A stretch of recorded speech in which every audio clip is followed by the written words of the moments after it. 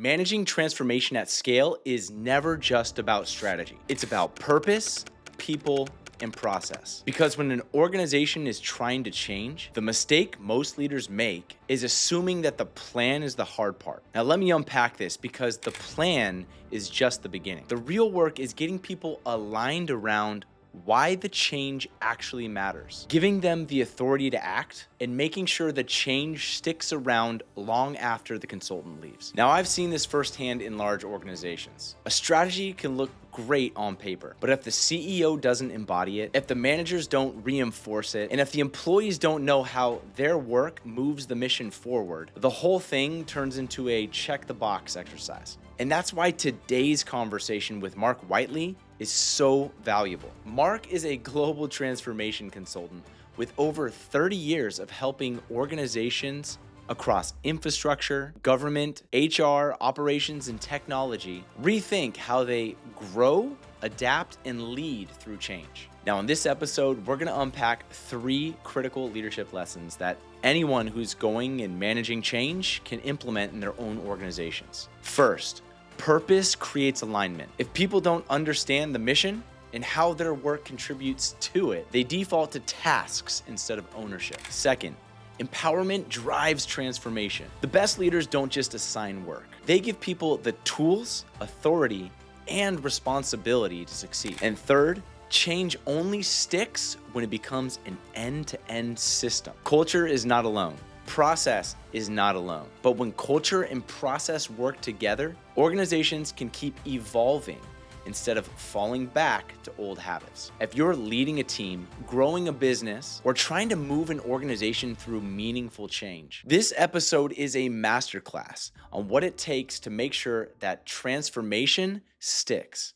Well, Mark, welcome to the show. I'm really excited to sit down with you today and talk a little bit about your experience and see if we can unpack some leadership insights, especially in the area of global transformation. Walk us through your latest role. What are you doing today? Yeah, well, good morning or good afternoon, wherever you are in the world. My name is Mark Whiteley. I'm a global transformation consultant. I've got about 30 years working globally in all of the marketplaces that you'd expect businesses and governments and private and public entities to change. And I spent most of my career helping clients across infrastructure, information technology, human resources, and people to achieve help them with deciding what their vision might be, but also determining the future of what they want to be at their next stages in their evolution. So right now, I'm working in the Middle East. My primary client is a government entity that's undergoing some large transformations. They are growing dramatically. They're responding to current global situations that are going on out in the Middle East, but that are having repercussions around the world, and trying to understand and plan for what it means to change. Actually, 3 things that are really important, and that I always go back to the 3 Ps in my work: your purpose, your people, and your process. And right now I'm engaging with this client in all 3 of those areas. So coming to terms with a vision and mission. Have you got the right people doing the right things? Do you have the right technologies and processes, operation, and organization to make the future happen? So as you can imagine, with things unfolding in the Middle East, understanding all of that is pretty important right now. Sure. Yeah. And where I'd like to dig in, what I'm curious about is, can you just define, because you're a business transformation consultant, and so your job is to come in and help businesses transform. And so you just mentioned the 3 Ps, right? Help them align on their vision, their purpose, help them put the right people in place to achieve that mission or vision, and then set up or fine tune the processes, maybe taking existing processes and transforming them into the processes that are going to propel them into the future. Define business transformation consultant for me. Like when you come in, right? What is your client expecting to get from Mark? Yeah, it sounds like a bit of a nebulous term, doesn't it? And a catch-all for everything. But no, it can be very specific, and it can be very, very technical as well in how it takes place. So I think most importantly, when I start looking at a business, clients, whether they are architecture, engineering, infrastructure, or IT firms that I would work for in the development of their business and how they relate to their clients, that's one half of what I do. On the other hand, I also work as the client as well. So helping being embedded in a business and its own transformation as well. So going back to the question, the starting point is generally the purpose. What is it you want to do? Have you thoroughly thought through where you're at right now? How do you relate to the market? What is your vision? And being very laser focused on the mission that you want to unfold over the next period of time. So a lot of people call that strategic planning. It can get very detailed though. It involves a whole load of things like finances and operations. And that leads me into the second thing that I normally look at. And as somebody quite rightly said, culture trumps strategy every day of the week. And that's quite right. You can have a great mission and vision, but if you haven't got the people and the culture to drive that forward, that's going to be a miss for you as well. So what I also look at is, do you have the right people? Do you have the right capabilities? But more often, do you have a setup which enables change to happen in the future as well, culturally? I work with one organization and it was very interesting. I called them the FedEx of transformation. They were very siloed, but the handoffs between the silos were really, really effective. So one might say that that wasn't a collaborative culture, but it was actually a very successful culture for what they were wanting to do. And then I think the third thing is, getting back to the Federal Express side of things, is your processes and your technologies. So I also look at what it is you do, how you do it. Is it the most efficient way of doing things? How can technology, how can AI start to help you to speed up your processes, make them more efficient, and enable your people who are your most important asset to really excel and all rise together in the organization? Interesting. And that totally makes sense, right? You want to start with your purpose and your mission, because if you don't know where you're going, right, then you won't be able to set up, figure out who are the right people that are going to take you there. And then the processes, developing the processes to enable the people to be successful in achieving the purpose, right? It's almost like you start at the beginning, laying out that mission, find the people and the processes, and then you develop the processes that allow the people to, you kind of work back up the chain to allow them to hit the mission there. And then a piece that I was very curious about, right? Because some of the work that you do is on the consultant side. So you come in and ask all of the right questions to unpack this, right? And I would imagine that depending on the client you're working with, sometimes their purpose is very clearly defined and sometimes it's not. And you have to ask the right questions to help them figure out what is it that we want to transform into. They might have a pie in the sky idea and you help them make that more concrete. So that's pretty clear to me. What engagements make you take on like becoming embedded in the client, where I would assume you would take on like a key leadership role in helping support that transformation? What are those scenarios where, you would toggle into a position like that? Yeah, there's really two different forms of approach. One is where you're hired for a very discrete purpose. So, for example, they want you to look at their human resources capabilities, and where they have a very strong mission, but have they got the right people? Have they got the right culture in place? Or where you come in and look at re-engineering their processes and changing their technology. All of them are a result of them having, strong leadership and the willingness they understand their markets. The other side of it is where I become the client itself.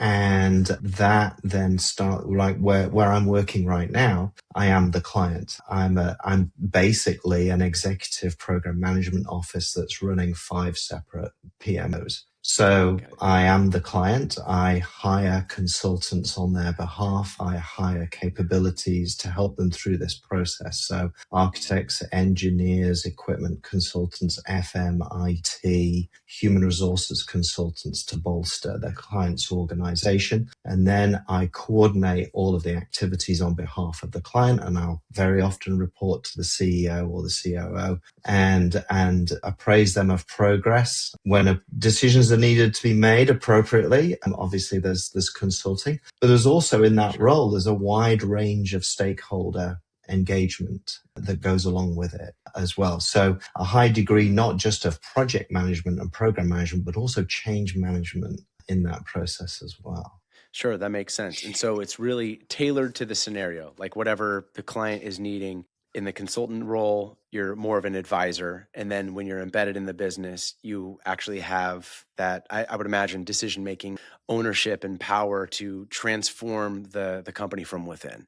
And so it just really Absolutely. depends on the scenario. Okay. Well, I think I know. you just Oh, go touched ahead. on a really important point there, because I think one of the scaling up teams, I think, does depend on one of the couple of those things you just brought up. Leadership, for sure, is a really important part of this, but providing and empowering your teams with authority and responsibility is also a really big part of the work that I do. So looking across at, it's almost like a cultural gap analysis of the ability for teams to be empowered to be able to deliver is a kind of a fundamental, it's a fundamental importance to the success of your project. That's really interesting. I'm curious, like just back in the napkin, what percentage of the time is it just like an empowerment issue? It's generally an empowerment issue. It's a fundamental of human culture. I think I would say it's the beauty of the human condition, but it's also, something that we need to be very aware of and be very upfront and open about. Enabling people to achieve their best is the only way an organization can move forward. Giving them the tools, the culture, the roles and the responsibilities to be able to do that is tremendously important. And to be honest with you, most organizations are okay at that. There are few and far between that are brilliant at that. So I think it's something that every organization needs to keep its finger on, because it's also ever changing. And I think the other thing that's really important is that it's different in different parts of the globe as well. So I've worked in about 27 different countries. Each one has a different culture, a different way of doing things, a different approach. And what I've also found are large failures where a global organization tries to put together and enforce a global strategy without seeing the nuances that need to occur in each of the different parts of the globe that they're working as well. So that's a very important thing. And the team that I'm working on right now has local Emiratis, it has local other folks from the Middle East with different cultures, it has Europeans, it has North Americans, all of whom come with a different approach. So part of my role is smoothing that out, paying very great attention to the different nuances and different biases that each of those groups have in a very positive way, and getting the best out of all of those different cultures, but totally understanding that there is a cultural nuance to which if you're not careful can trip you up. Okay, so that is super interesting. And we start kind of straying outside of like my realm of what I know about, right? Because I've been leading teams for like 15 years. And so we'll get multicultural teams coming in, right? Like people from all different walks of the earth, right? And when you're working in project management, engineering, technology, right, you're going to get like very intelligent people from different parts of the globe coming in and working on a team together. But most of what I've done is worked for American companies where there's a particular way of working that tends to get the most and create an open environment, right? Create an open environment where people can collaborate in a very specific way, right? And so you set up the rules of the game. And I'm probably doing it from an American perspective. And so when you're walking into a situation like the one you were just talking about, right, where you have people from the EU, you've got the Emirati there, you've got Americans all coming together and working on the same team to accomplish an objective. Do you pick like a strategic approach, leveraging whoever the parent corporation's nationality is, like, or is it all the same? And you're just trying to get people to work together and understand their differences such that they can almost speak in a common language. Like, where do you start and how do you set up the rules of the game for them to be successful? Yeah, well, I think that's it's the number one thing. If you can harness the strengths of the individuals, that's what I look for, regardless of which geography you're from. I think the key thing is to create the sense of purpose and be very, very clear and upfront why we're doing this, what we're doing it for, what the goals are, and that it takes a team to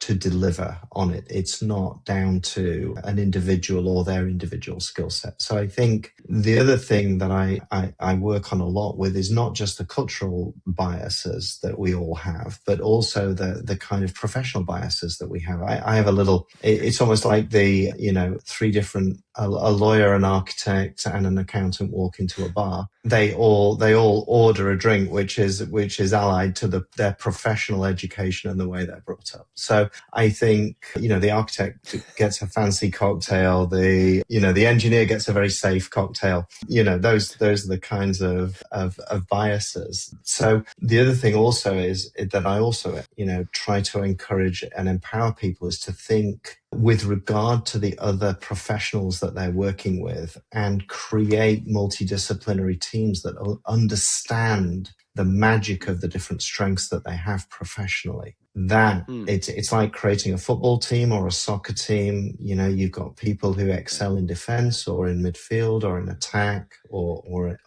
in other areas. And I think that developing a team of multidisciplinary professionals that can really work on solutions, when I see those teams working together effectively, that is, that brings me a great deal of joy.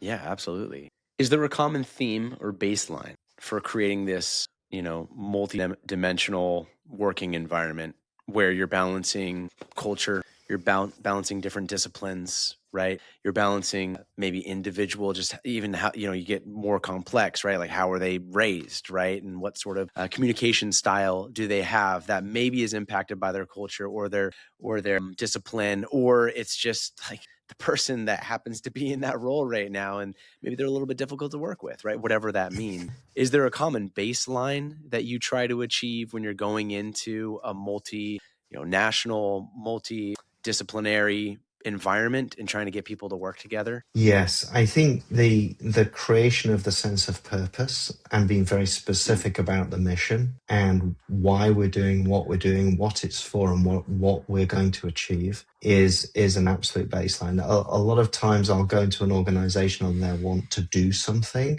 but they haven't really articulated that to, the CEO may have a really strong idea about what they want to do, but articulating that to management at all levels in the stakeholder group, that and getting everybody on board with why we're doing it and what we're doing it for and your role in this, that's a common baseline for any strong project. And I'm saying it and it's like it's blindingly obvious, isn't it? But you would be surprised how many organizations where I walk into where I find, I'm always looking to what extent are they actually doing that. It costs time and money to be able to do that effectively. And so I don't think anybody should underestimate what it takes from that point of view, but the value on the investment return you get from that comes back in buckets full. You can accelerate a business's change and success very, very effectively if you pay attention to that at the beginning.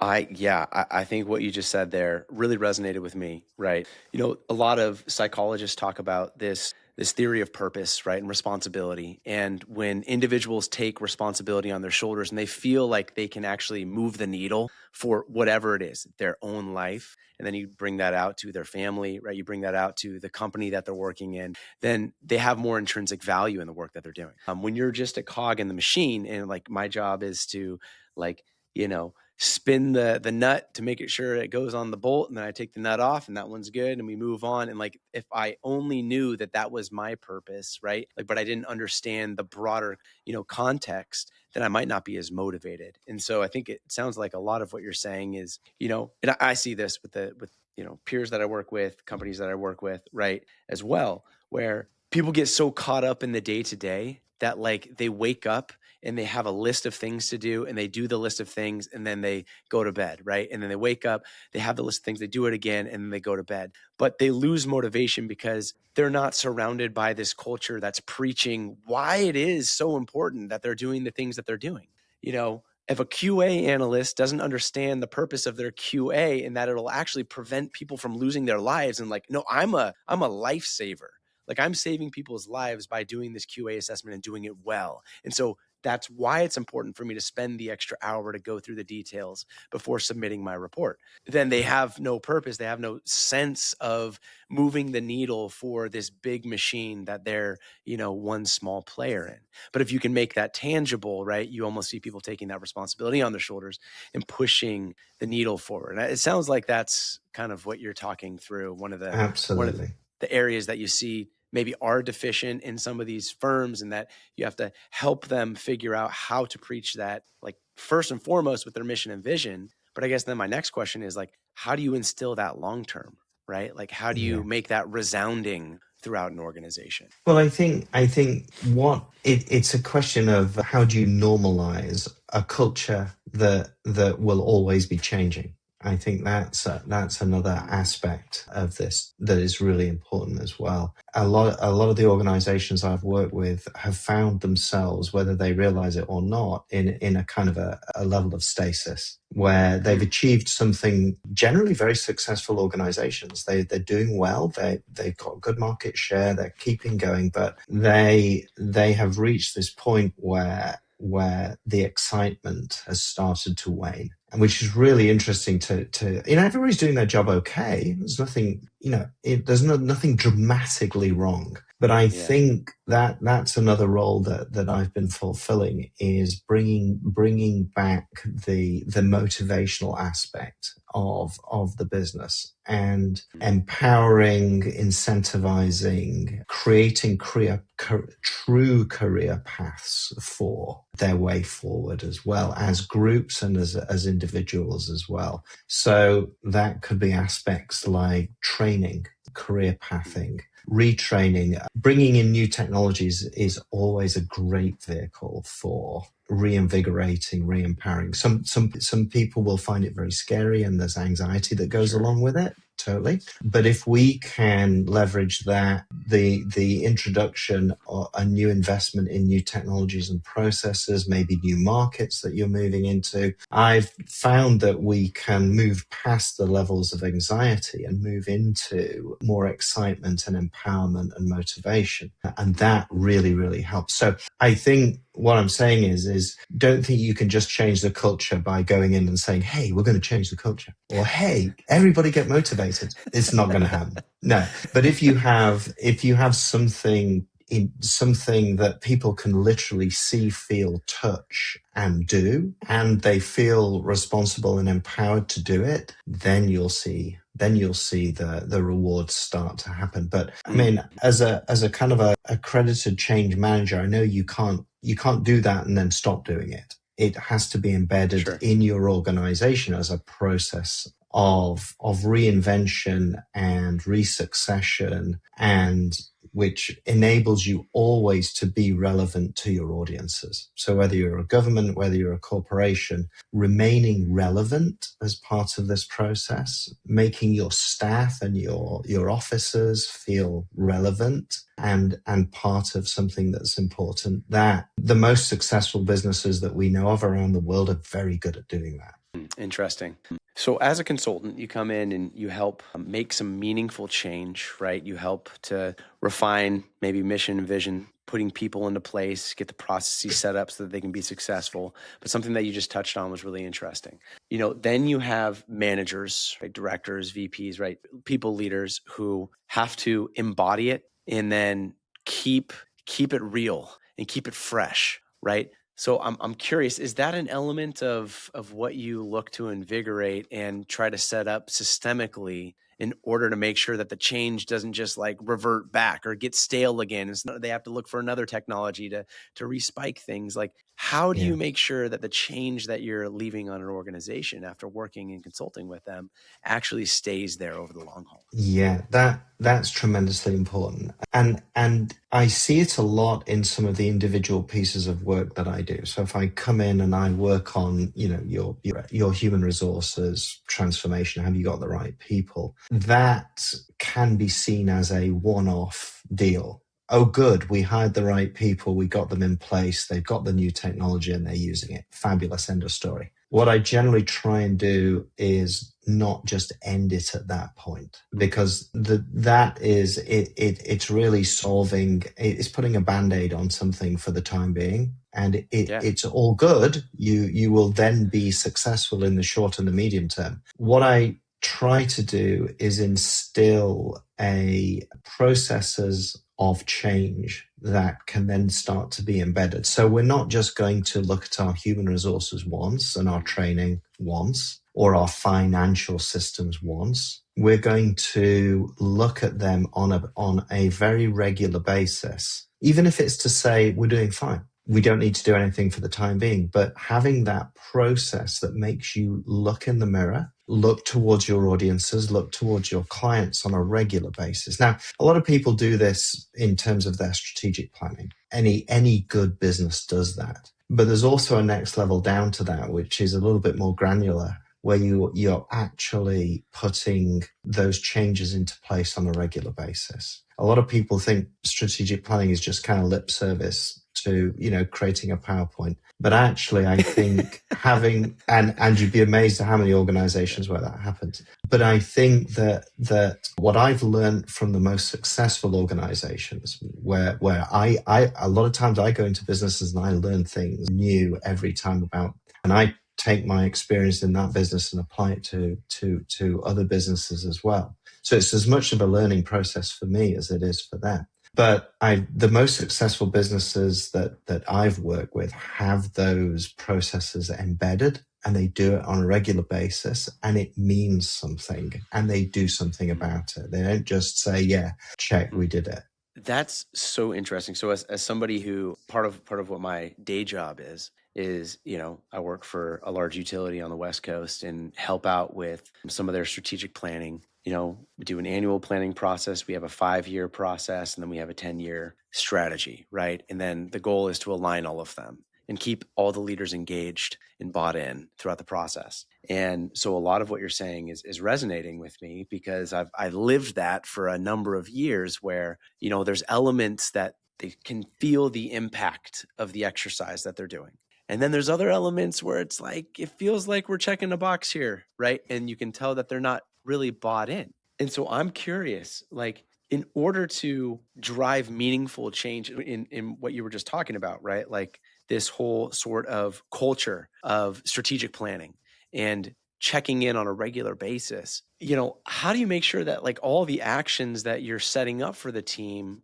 like the leadership team, who's the one has to go and preach it right to the individual contributors, right, who are ultimately doing this work, right? How do you make sure that they're not just checking a box and they're actually bought into the process and moving forward? Yeah, absolutely, tremendously important. And it in true change management style, empowering and coaching leadership at the highest levels is another area that I work in. So assisting chief executives, chief operating officers, CIOs, to have the teams and the ability for them to be visible and to not to be authoritarian, but to be the cheerleaders that empower the businesses to change and change on a regular basis. And one of the things I've found, and any person who's in my role will know this, so this is nothing new to any consultants, is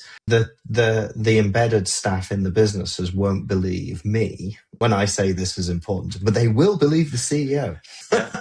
Yeah. Oh my gosh. It's so funny that you mentioned that. I've been there, Mark. I've been there when the consultant, gives the preface, right, of like, this is what we're going to talk about today, right? This is how we're tying the 1 year to the 10-year, right? And then, like you kind of get a sense of like, everybody's like, all right, great. Like, that's cool. But if you have a very strong CEO or COO come up and like, basically embody this change and like start making it real and concrete and tangible, right? And, with a little bit of, I don't know, like some enthusiasm, right? About this direction that we're moving in. You're absolutely right. Yeah, it makes it more believable. And so then that's an element that you do, is you got to make it embedded and actually coach these leaders on how to be it. Embedded and visible. It's no good just to do a PowerPoint one day and leave it at that. And I think empowering all of the layers of the organization appropriately, I think it's coming back to culture again, I think, and giving very, very clear direction on what is expected as part of, moving the business forward. I think that's tremendously important. The expectations of who we hire and why we hire them and what we ask people to do, tremendously important, but often overlooked. And organizations are getting better and better at doing this, but there's still room for improvement in every organization. Okay, I have a couple of tactical questions, and then we'll take it back out to the global. I've got some things here as we draw a little bit closer to the end of our time. But tactically, right? Purpose, people, process. I understand how you can change a purpose, right? You can help pivot. I understand how you can help an organization, even large organizations, update their processes, right? You could use benchmarking, best practices, right? Influence them, explain to them how this is going to achieve their purpose. The people aspect gets a little tricky, especially I think in large organizations, unionized organizations, right? Where you're working with labor forces and working within the confines of the rules of the game for HR, right? How do you navigate that? And I'll say here that the experience that I've had working with large corporations is that tends to be the slowest piece that moves because of the way that the rules of the game are set up. And so you may end up, over the course of a very labored process, right? Moving somebody who doesn't necessarily belong in one role, but is much more productive in another, right? To another part of the organization to do work that's more aligned with their skill sets. But that process can take a really long time. And in the meantime, can degrade the culture that you're trying to impart on this organization, right? So talk me through tactically a little bit about how you've maybe dealt with that in the past. You have the wrong person in a role. Like, how do you move quickly? Because I imagine that speed here is probably of the essence. Well, I think that it comes down to those a couple of those things we've talked about. Motivation. So labor unions have motivations that are completely legitimate and need to be paid attention to. So different parts of the workforce, again, like quite rightly, have different motivational aspects. So understanding those, having clarity in what motivates different parts of an organization as it exists, and being very, very sensitive and compassionate about those motivations is tremendously important. So I think understanding the way they think and the way they approach things can help very often, just listening very carefully and then paying attention to that as the process unfolds. I think the second thing, I just mentioned it, is process. A lot of organizations don't have those processes set up. And very often the world is changing very quickly and they haven't had time to set up those processes. They haven't needed those processes before. So very often there are new and different processes that need to be created and put in place. And there are legal parts to this. There are psychological parts to it. There are a whole load of compliance parts to it that one has to be very, very careful about. But I think having a process which is incredibly transparent and understandable to enable things to happen also is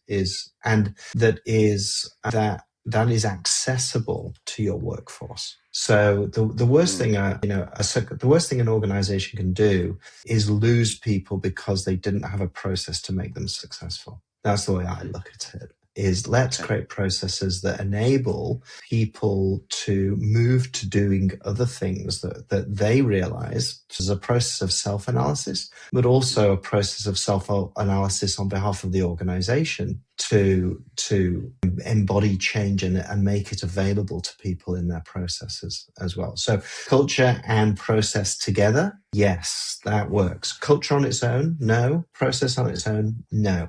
But if you can meld the two, absolutely, yes. That was super helpful. Yeah, I was trying to unpack that just from my own experience and the process component that supports, people. So understanding motivations, not just of the people within the firm, right, and approaching them with empathy, right, that's a given. But taking a step back and looking at the rules of the game from a union perspective, from a labor force and workforce perspective, right? How have these processes been documented internally? Is there a process that allows somebody who's maybe underperforming in one position, but their skill sets lend towards something else to get exposure to that, right? And then obviously offboarding processes, onboarding processes as well, generally aren't clearly defined and transparent. Absolutely. And so just by making them well-defined and transparent, you can kind of bridge that gap. Yeah. I think there's another aspect as well is keeping an eye on a number of organizations that I've worked with haven't realized how hard their staff is working as well. And how they are having to do workarounds or band-aids in order to just to keep the business being successful as well. And I think a lot of people are nervous about exposing that because it may not cast them in the best light. But I think it's tremendously important for transparency in understanding what's not working, how hard people work hard. There's no getting around it. I haven't met many lazy people.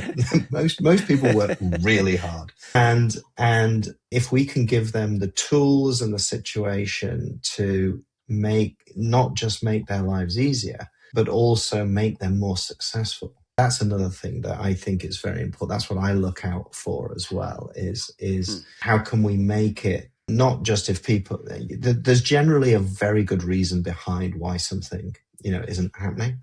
Finding that, making it apparent, and then actually being deliberate and doing something about it at whatever level it needs to be done. That it's often hard for an organization to do that internally for themselves, but having a third party like me coming in and helping them with it, it can ease the kind of the cultural burden, if you like, on making the change happen.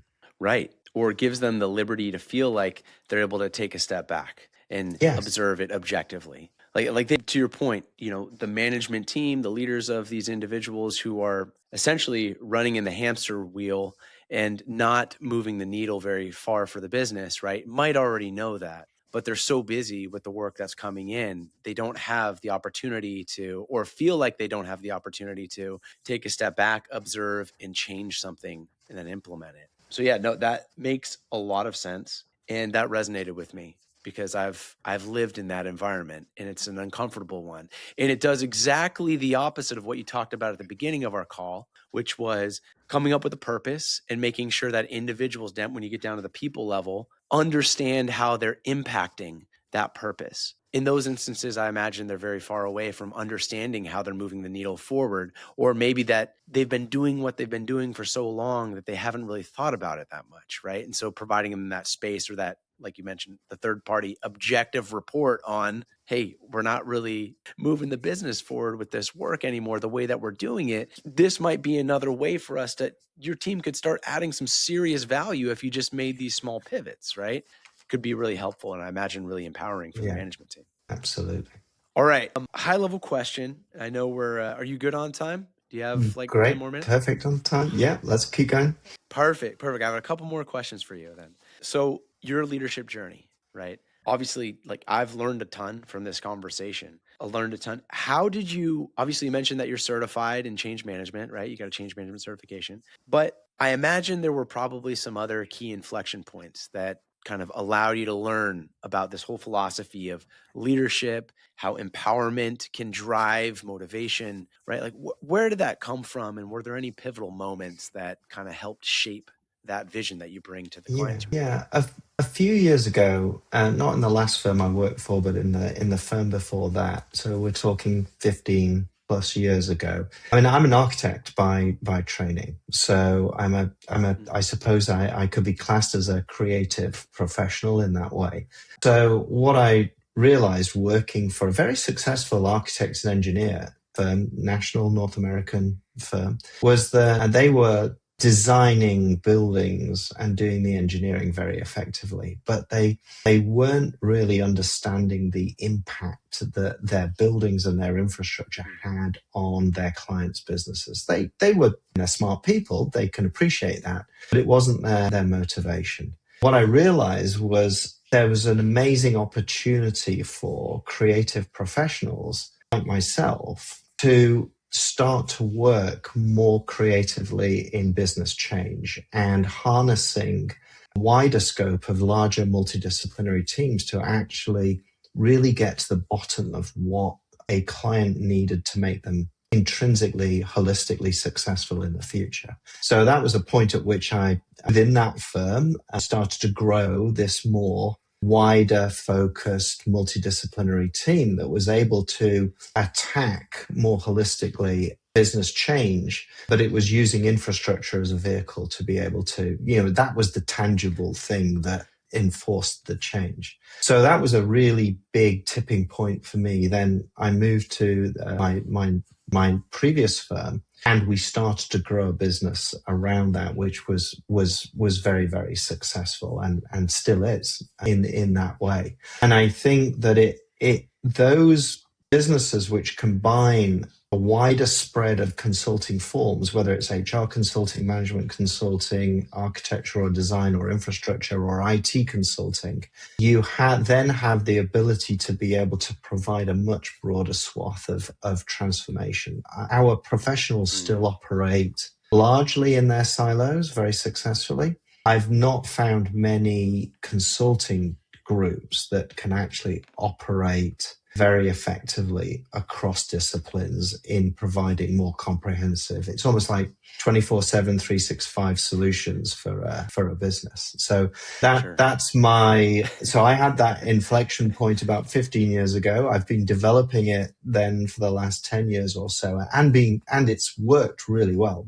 Most clients, when they see it in action, are like, wow, this is fabulous. I never realized we could have so much solutions providing, problem solving so effectively across our organization. So I think when you can harness the power of multiple professionals without bias, that is when the magic really happens. Wow. And that plays into a lot of what you talked about earlier in our call, right? That empowerment, creating an environment where multicultural, multidisciplinary teams can each contribute, understand each other's contributions, right? And then move the needle forward for whether it's the organization or the team. That was a cool story. So one last question for you. When you're looking back at your own history, right, and your leadership journey, and then, a lot of the people that are listening to this podcast are going to be up and coming, managers, directors, and maybe newer VPs to organizations who are trying to grow their own leadership potential and their own leadership career and be the best leaders. I haven't met a leader who wants to be a crappy one. Usually we all want to be better. It's not top of your own growth agenda. Yeah. Like, how can I ruin people's lives and make them unsuccessful? It's like, no, you want to empower your teams, right? So what's that one piece of advice that you would give to leaders listening to this podcast? I don't think I've got one single piece of advice, but I would say have a plan. Absolutely. But don't hold on to it too tightly. What I found is when I try to hold and control, the more I hold and control it, the less successful it is. So be flexible, be opportunistic, have a great network. That's and listen to your network as well. I think one of the things is I've never had an individual mentor as such, but what I have done is surrounded myself with people who are far smarter than me and learned from them and got the widest breadth of viewpoints that I could possibly find, and then be very deliberate about your decision making. But cast the net of opinion very wide. Find out as much as you can. Stay scrappy, stay hungry. And as soon as you feel your motivation waning, find out why, change or move on. Those are the most important things I would say. But stay happy is the number one thing. Mark, thank you so much for your time and unpacking your own leadership journey. I learned a lot today and really appreciated having you on the show, man. No, it's been great talking to you. Thanks a lot. Right. I'm going to stop it there if I can, if my mouse will work.